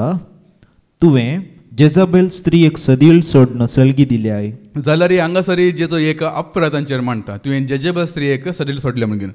आतां हे जेजेबेल स्त्रीयेचे खोटेकारणी कितें गे म्हळ्यार ताचे थंय 3 कितें पाताक आसले, 3 कितें खोटेपण आसले आमकां बायबलांत आयकूंक मेळटा. एक अन्याय जावन आसा, आनी एक आकर्शण जावन आसा, म्हळ्यार फॅशन हेरांक ताणें भुलयल्ले, आनी एक देवाच्या सेवकांक ताणें जीवशी मारिल्ले. ही 3 कितें चुकी आमकां आयकूंक मेळटा ते जेजेबेल स्त्रीयेतना जाल्लेले. आतां हेच जायत्या पवित्र सभांनी जावन आसा म्हणून, म्हळ्यार थोड्या सभांनी जावन आसा म्हणून. म्हाका एक सभेचे अशें एक मागण्याचे एक ग्रूप आसा, ताजे म्हाका वळख आसा, जाल्ले घडीत हांव तुमकां सांगता. थंयसर एक बरो एक भाव आसलो, बरो एक प्रिचर आसलो, बरें एक देवाचे तर धैर्यान प्रकट करतलो, केन्नाय सतत तो सांगतलो. पूण त्याच सभेंत एक स्त्री आसले, तिका ते माननातले. त्या भावान सिजा उलोवचे, सत उलोवचे, तिका ते पसंद नातले. कशें म्हणे ह्या भावाक देमेजी म्हूण घेन कशें पळय जेजेबेल स्त्रीयेन थोड्या मलगाड्यांक एकठांय करन ते नाबोत म्हणल्यार विरोधक एक मांडणी केल्ले तुमी आयकला. ते आतां वाचचे नाका, वेळ पावना. मांडणी केल्ले तुमी आयकला वैमू अन्यायेन तो नाबोत असो दाखो म्हळ्यार भितर घेवचे खातीर. तशें ती ये बी आनी कोणाक सांगता मेळोवन घेवन तिका उलोवंक बरें कोत्ताले, बरें एक सैलापाची उतरां उलोवन गोड उलोवन घेवन कोणाक ती आपल्या मुठी भितर करूंक ती सकताली. तशें जाल्यार थोड्यांक एकठांय करून घेवन कोण तो सुवार्थ प्रकट करता पळय, धैर्यान प्रकट करता पळय, ताचे विरोध कितें ना तेजें कितें उणें पण मेळटा मग सोदून घेवन घेवन अशें प्रमाणे मान्य करनासलें. मागीर एक दीस अशें सभे मुखार ताका उबो करून घेवन तेजे शिकोणे विरोध थोडे तेजे विशया विरोधक अशें प्रमाणे सांगून घेवन घेवन ताका मागीर एक दीस थंयच्यान देंवयलें, शिकोण दिन अशें केलें. ही जाल्ले घडी ती एक मागण्याच्या सभ्यांत खाली तो सत प्रगट करता म्हणल्या खातीर, देवाची तर आसा तशी तो दिता म्हणल्या खातीर. अशें प्रमाणे जावन आसा म्हण घेवन देवाची ते सांगता. जेजेबेलची स्त्री असो आत्मपोत सबंद काम करना आसा आजकाल. कोण एकलो बरो एक प्रवादी, कोण एकलो बरो एक पिक्चर आसा जाल्यार तांकां कशें म्हणून सकला घालायची, कित्याक म्हणल्यार तो सिदा सिदा उलयता न्ही, सत प्रगट करता न्ही, ते कोण आयकूनचे. आनी त्या भयणीक त्या स्त्रियेक तो कितें प्रगट करता पळय ताच्या जिवितान ते पुरा उलटाच आसतलें. म्हळ्यार ती तशें जियेनातली त्या देखून असो ताका ती तो पॉयंटेड करतलो की ना गे हांव नेणा, पूण उत्तर दिता थोड्यांक ते बरें लागना. कित्याक एक फुडें हांवें सांगलें न्ही की कोणाक मन दुखता, मन नितळना ताका दुखता, मन सारकें आसल्यार दुखता गी, सतंत आसल्यांक दुखता गी, फटींत आसल्यार ताका सत येवन तोपता वय मू. त्या स्त्रियेक खंय गी बगतले आसूं पळय म्हज्या विशयान तो म्हज्या विरोधात सांगता म्हूण घेवन देखून तशें प्रमाणे करून ताका एक दीस देंवयले. आनी पळया केन्ना देवाचो सेवक एक सभासण वेताल्यार खरो सेवक ती सभासण वेताल्यार ती सभाय उरची ना. कशें जेरुसलेमान तसली देवाची महिमा सोडून गेली म्हूण सांगता, त्या सभेन तर तशेंच जालें, देवाची महिमा सोडून गेली, तो सेवा गेलो. थोडेच तेंपा पर्यंत ती सभाय पळोवन गेली, मांडाची सभा बंद जावन गेली. आतां परतून सुरू करूंक ट्राय करतात तर कोणी लोक येनात, कित्याक तो आसतना लोक जमा जाताले, आतां जमा जायना अशें. आतां 25 वास. हांव येता पर्यान कितें तुमकां मेळ्ळां तें घट्ट सांबाळून धरा. जंय तेवण जातल्याक म्हणजे अखेर पर्यान म्हज्या वटांनी चलतल्यांक सर्व जनांगाचेर हांव अधिकार दितलो. जंय तेवण जातल्यांक कितें मेळटा, अधिकार मेळटा. आतां पळया देव जेजूच्या एकवटांत असलें एक कश्ट कित्याक त्याला भावांनी सांगलें न्ही की क्रिस्तांवांक एक कश्ट ना भाव भयणीनो, ह्या रेतीर येताल्यांक कश्ट ना. कोण जेजूचो पाटलाव करता पळय तांकां मात्र एक कश्ट आसचे, सांगटांकी न्ही. तूं क्रिस्तांव म्हळ्यार साबादान आसात, बरें बिंदासार आसात. कोण सताक साक्ष दिता, कोण त्या खऱ्या जेजूक खऱ्या देवाक साक्ष दिता तांकां मात्र कश्ट, तांकां मात्र. आनी कित्याक ते कश्ट जावन आसा, कित्याक म्हळ्यार मुखल्या दिसांनी त्या जेजूक वळखलेल्या लोकांक अधिकार मेळचो आसा, सगळ्या जनांगाचेर तो अधिकार मेळचो आसा. ते हांगासर बरयलां, जायत्यो जातल्यांक सगळ्या जनांगाचेर अधिकार हांव दितलो म्हूण घेवन. ते अधिकार मेळना जो म्हणल्या खातीरच हे पुरा कश्ट, सैतान इतलो पुरा खेळ करना आसा. हे लोकांक समजना, आमकां हांगा सतंत आसल्यार मात्र कळीत जाता. सगळ्या जनांगाचेर हांव अधिकार दितलो म्हणजे येतू तर दानियेलान ते बरयलां. दानियल चॅप्टर 7 वर्स 18 कितें सांगता, दानियलाचो बूक अवस 7 आनी 18. दानियल चॅप्टर 7 वर्स 18. पूण राजपदवी भोववर्त्या देवाच्या भक्तांक मेळटली. राजपदवी भोववर्त्या देवाच्या भक्तांक ते मेळटली. आनी कितले दिसा पर्यंत मुखार, आनी ती सदांकाल ससनाच्या ससनाक तांचीच जातली. ससनाच्या ससनाक ती अधिकार आमी मुखार रास करतले. त्या आमी वाचले न्ही की आतां वाचचे नाका, रेवलेशन चॅप्टर 20 वर्स 6 क्रिस्त सांगता ती राजोडकी चलयतले, ससनाच्या ससनाक ती चलयतले म्हूण घेवन. आनी तो अधिकार मेळना जो म्हणल्या खातीर इतले बरें खेळ जावन आसा, इतलें आनी कांय न्ही. मुखार तुमी अधिकार चलयतले न्ही की आतां जावंक दुसऱ्यांचे अधिकार तुमी आसात, आतां तुमी गुलाम जावन आसात, आतां तुमी सेवक जावन आसात, पूण मुखार एक दीस तुमी अधिकार चलयतात न्ही की त्या देखून इतले बरें खेळ. जैते जातल्यांक हांव अधिकार दितलो म्हणून सांगता. म्हाकाय म्हज्या बापातान मेळ्ळलो अधिकार हो. म्हाका बापातान म्हाका मेळ्ळा तो अधिकार. अवस 3 आनी वळ 1 वास. सार्दिसांतले पवित्र सभेच्या पालक देवदूताक अशें बरय, देवाचे 7 आत्मे आनी 7 नेकेत्रां आसलेलो अशें म्हणटा, तुजी साल हांव जाणा, तूं नांवां परतो जिवो आसाय, पूण निजाय की तूं मेलाय. पूण पळया थोडे लोक आसात नांवां पुरते मात्र जिवो आसात, पूण निजाय की तूं मेलाय म्हूण घेवन. कित्याक मेलाय मुखली वळ सांगता, उठ तर आनी कितें तुजें थंय मरोंक तेंकलां तें पुरतें मरचे आदी जीव कर. कित्याक म्हज्या देवा उजीर तुजें खंयचेंच काम संपूर्ण जाल्लें हांवें पळोवंक ना. म्हज्या देवा हुजेर तुमचें खंयचेंच काम संपूर्ण जाल्लें हांवें पळोवंक ना म्हूण सांगता. कितले तुमी बासोणी केला आतां उडाच कराक एकत बासोणी. फाल्यां तान वेग्गी उठाची, मागणे करीची, इतले बायबल वाचीची, साक्ष दिवची, उडास करा, ह्या सेवेंत येजी त्या सेवेंत येजी, कितले बासोणी तुमी केलात, एकत उडास करा आतां. पूण काम पोंताक पावूं लागी. कित्याक पावना, कित्याक भितरल्यान मेलात म्हूण सांगता देवाचें उतर. भायल्यान तुमी आसूंक पुरो, पूण भितरल्यान मेला, भावार्थ मेला. कित्याक संपूर्ण मरचे पयलीं तूं परत्यान तूं जीव जा म्हूण सांगता आसा. हांगासर तसले 17 दिते आसा. तिसरे वळ देखून आयकल्ली शिकवण तुवें जशी मानून घेतली तशी ती सांबाळून धर.